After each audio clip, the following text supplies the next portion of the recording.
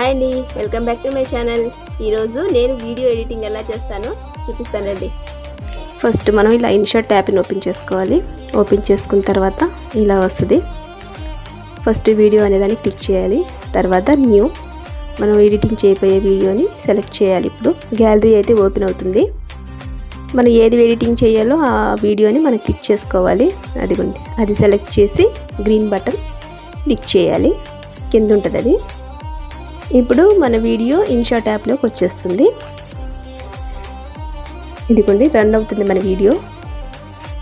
అయితే ఇక్కడ split button ఉంటుంది, మనం పాజ్ చేద్దాం. పాజ్ అంటే ఆగిపోతుంది వీడియో. ఇక్కడ చూస్తున్నారు కదా స్ప్లిట్ బటన్. ఇది ఏంటంటే మనం వీడియో సెలెక్ట్ చేసుకోవడానికి యూజ్ అవుతుంది.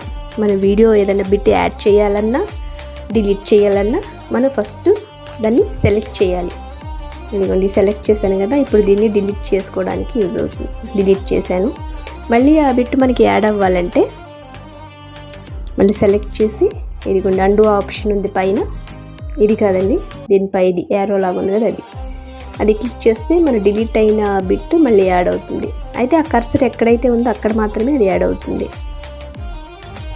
ఇంక ఇవి Canva, audio, sticker, text, effects, filters, PIP option, trim, ఇవన్నీ నేను నెక్స్ట్ వచ్చే వీడియోస్లో చెప్తాను. షార్ట్ వీడియోస్ రీల్ చేసి పెడతానండి, ఎందుకంటే ఇది ఇప్పుడు లాంగ్ అయిపోతుంది.